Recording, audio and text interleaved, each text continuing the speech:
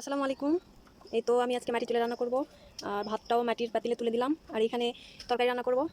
তো আপনারা আমার সাথে থাকুন। আর আজকে আমি রান্না করব ব্রয়লার মুরগির গোশত কীভাবে রান্না করতে হয় একদম খুব সহজে। তো প্রথমে কড়াই আমি তেল দিয়ে দিলাম, আলুগুলো দিয়ে দিলাম। আলুগুলো এখন ভেজে নেব তেলে। আমি একটু লবণ দিলাম, একটু হলুদ দিলাম। এখন এগুলো ভেজে নেব। তো আলুগুলো আমার ভাজা শেষ, এখন আমি এগুলো তুলে নেব। তারপরে তো পেঁয়াজ কুচি, রসুন আর কাঁচামরিচ এখন এই তেলে দিয়ে দেবো।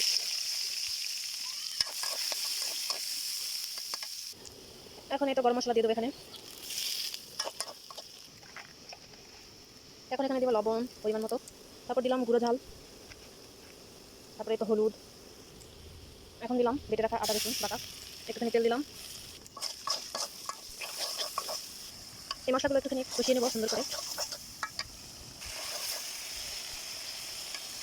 মশলাগুলো কষানো শেষ, এখন আমি এখানে গোস্তগুলো দিয়ে দিলাম।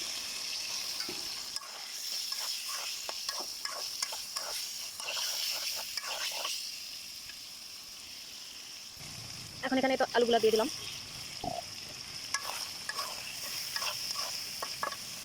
এখন এটা এখানে পানি দিয়ে দিলাম।